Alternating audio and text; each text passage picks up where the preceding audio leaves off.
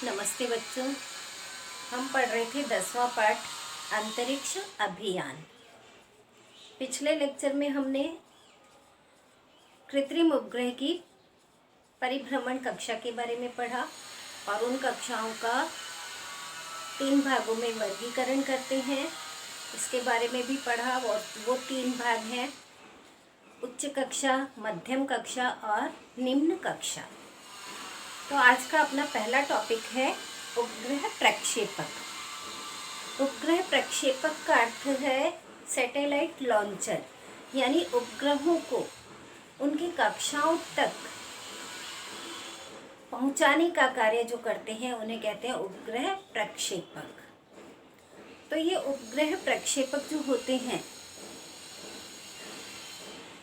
इनके अंदर एक विशिष्ट प्रकार का ईंधन भरा जाता है और उन ईंधनों के दहन से गैसें निर्मित होती हैं और ये गैसें गर्म होने के कारण प्रसरित होती हैं, यानी फैलती हैं, और उनको निकलने का मार्ग पीछे की तरफ होता है। यानी उपग्रह इस तरह से रखा रहता है तो वो गैसें नीचे से यानी पीछे के भाग से बाहर निकलती हैं और तेज़ी के साथ बाहर निकलती हैं। तो तेज़ी से बाहर निकलने के कारण यहाँ पे न्यूटन का तीसरा नियम कार्य करता है बच्चों। और न्यूटन का तीसरा नियम क्या है? प्रत्येक क्रिया की विपरीत प्रतिक्रिया होती है। यानी गैसें तेज़ी से बाहर निकलती हैं, क्रिया बल लग रहा है, और बदले में नीचे से उन पर प्रतिक्रिया बल लगता है और वो इतना अधिक होता है कि वो प्रक्षेपक अंतरिक्ष में चला जाता है। अब अंतरिक्ष में प्रक्षेपित हो जाता है तो ऐसे समय में उपग्रह की कक्षा और उपग्रह का प्रकार, ये इनके आधार पर उपग्रह प्रक्षेपित का निर्धारण किया जाता है और साथ ही साथ उनमें कौन सा ईंधन लगेगा इसका भी निर्धारण किया जाता है। सामान्य रूप से क्या होता है बच्चों, जो उपग्रह प्रक्षेपक होता है उसके अंदर ईंधन का भार ही सबसे अधिक होता है। तो उस ईंधन के भार को कम करने के लिए आजकल कई खंडों वाले उपग्रह प्रक्षेपकों का उपयोग किया जाता है। माना कोई उपग्रह 2 खंडों का बना हुआ है, तो सबसे पहले खंड का ईंधन जलता है और वो ईंधन के कारण उसको प्रक्षेपित होने के लिए बल लग जाता है, वो विशिष्ट ऊंचाई तक पहुंच जाता है और उस पहले खंड का ईंधन समाप्त होने के पश्चात वो खंड पूरी तरह से उस प्रक्षेपक से अलग हो जाता है।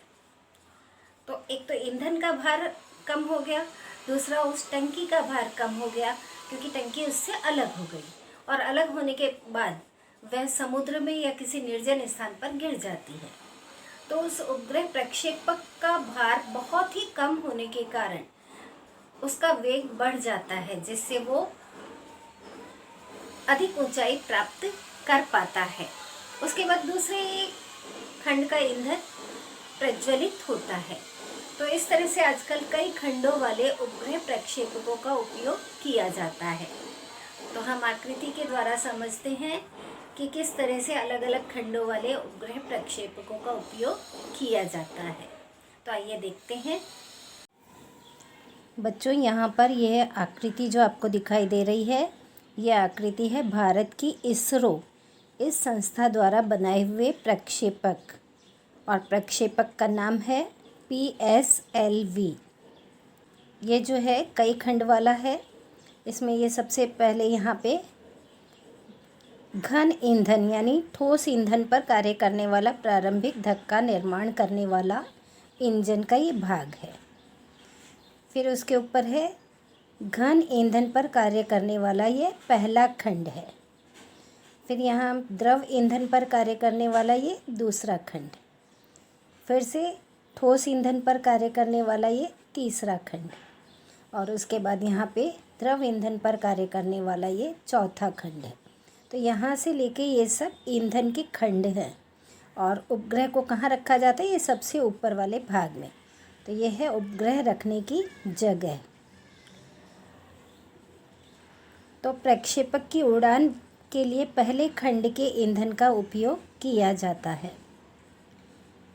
इससे प्रक्षेपक को एक निश्चित वेग और ऊंचाई प्राप्त होती है। इस पहले खंड का ईंधन समाप्त होने के पश्चात खाली टंकी और इंजन प्रक्षेपक से मुक्त होकर नीचे समुद्र में या निर्जन स्थान पर गिर जाते हैं। तो यानी ये भाग अलग हो जाता है। ये भाग का ईंधन पहले प्रज्वलित होकर के अधिक वेग निर्मित करता है, जिसके कारण प्रक्षेपक पृथ्वी के गुरुत्वाकर्षण बल को पार करके ऊपर जाता है और इस भाग का ईंधन समाप्त होने के पश्चात ये भाग इस प्रक्षेपक से अलग हो जाता है और अलग होने पर क्या होता है, उस प्रक्षेपक का वजन कम हो जाता है। कम होने के बाद फिर इस पहले खंड का ईंधन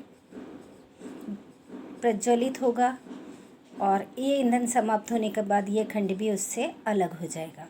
उसके बाद ये दूसरे खंड का ईंधन जलेगा और ये समाप्त होने के बाद ये दूसरा खंड भी अलग हो जाएगा और इस तरह से ये तीसरा खंड, इसका ईंधन जलेगा, ये भी समाप्त होने के बाद ये खंड भी अलग हो जाएगा।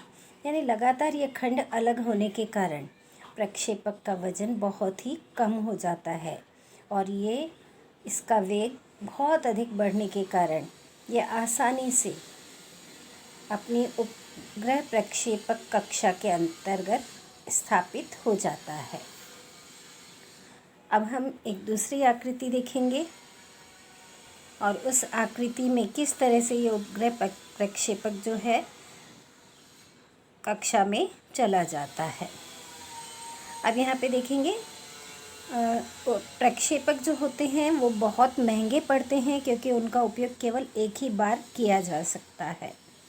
अतः अमेरिका ने स्पेस शटल बनाया है। स्पेस शटल यानी अंतरिक्ष स्थानक, जिसमें केवल ईंधन की टंकी बर्बाद होती है, बाकी पूरे का पूरा भाग वापस पृथ्वी पर आ जाता है और उसे फिर से उपयोग में लाया जाता है। तो अब देखते हैं स्पेस शटल के बारे में। यहाँ पे बच्चों आपको जो आकृति दिखाई दे रही है ये आकृति है स्पेस शटल की, जो अमेरिका ने बनाया है। और इस स्पेस शटल की ये आकृति है, ये स्पेस शटल है। जब ये ऊपर भेजा जाता है, यहाँ पे ये रॉकेट है, देखिए दिखाई दे रहा है, और ये वर्धक अग्निबाण का अलग होकर गिर जाना, यानी बड़ा भाग जो है जब ये ईंधन का जल जाता है तो ये अलग हो जाता है और उसके बाद ईंधन की टंकी का अलग होकर गिर जाना, ये ईंधन की टंकी है, फिर ये आगे जाता है और इस तरह से कक्षा में स्थापित हो जाता है। और यहाँ देखिए लिखा है प्रक्षेपित किया गया उपग्रह विशिष्ट कक्षा में स्थिर हो जाता है, यानी वहाँ से ये चक्कर लगाता है। देखिए ये कक्षा में चक्कर लगाते हुए दिखाई दिया है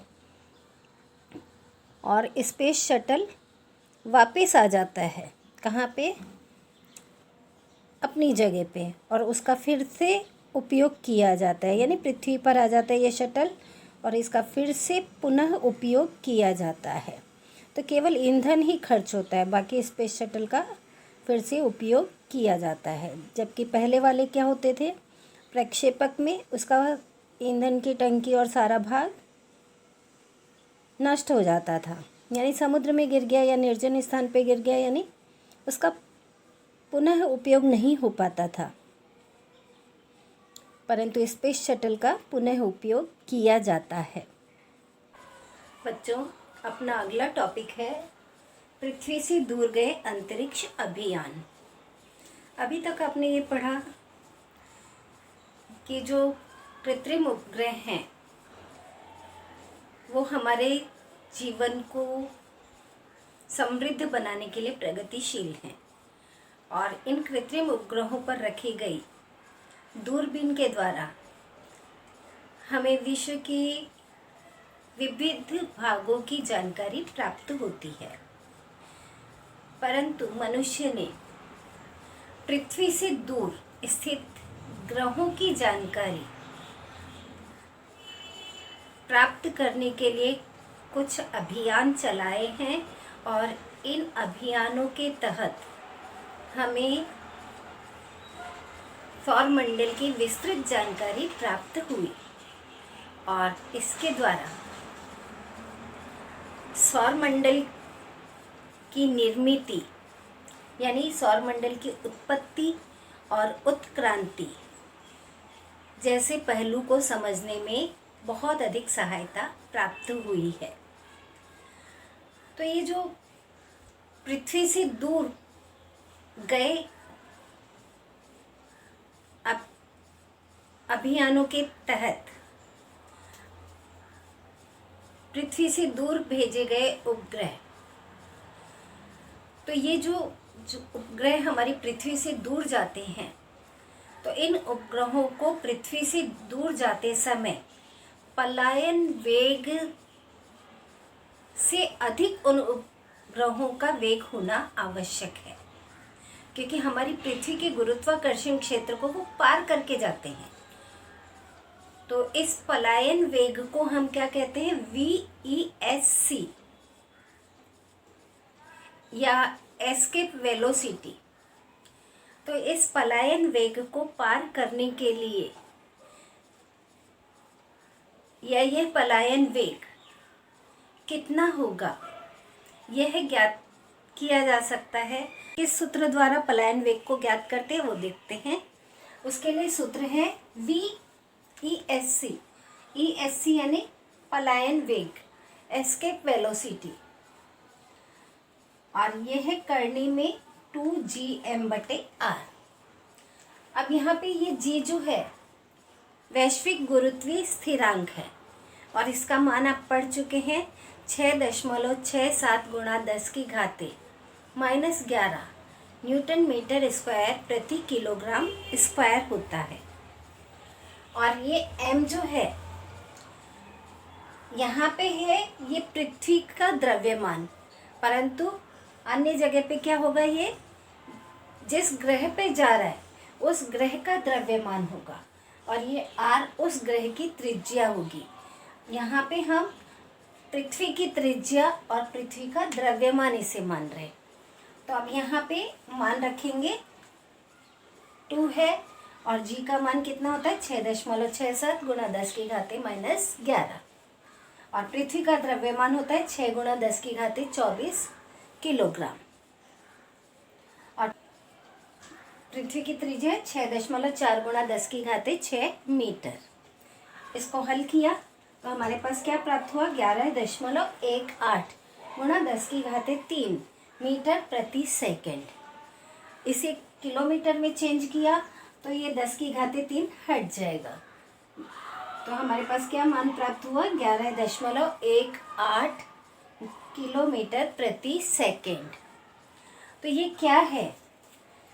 एस्केप वेलोसिटी है।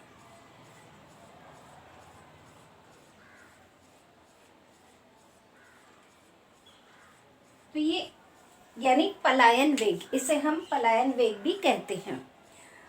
तो कम से कम उस उपग्रह का वेग कितना होना चाहिए 11.18 किलोमीटर प्रति सेकेंड वेग कम से कम होना चाहिए।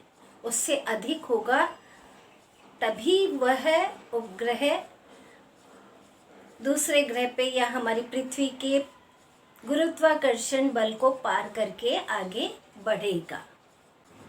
यानी पृथ्वी के गुरुत्वाकर्षण बल को पार करके अंतरिक्ष में सफ़र करने के लिए जो उपग्रह भेजा जाएगा उस उपग्रह का कम से कम वेग कितना होना चाहिए 11.18 किलोमीटर प्रति सेकेंड होना चाहिए। यानी 1 सेकेंड में इतना वेग उसका होना ही चाहिए, तभी वह उपग्रह अंतरिक्ष में प्रक्षेपित होगा। तो बच्चों आज हमने क्या पढ़ा? आज हमने पढ़ा उपग्रह प्रक्षेपक और पृथ्वी से दूर गए अंतरिक्ष अभियान के अंतर्गत हमने पलायन वेग को पढ़ा कि उपग्रह का वेग कम से कम कितना होना चाहिए तब वह अंतरिक्ष में जा सकेगा। अब अगले लेक्चर में हम विभिन्न अंतरिक्ष अभियानों को पढ़ेंगे। आज के लिए इतना ही। धन्यवाद।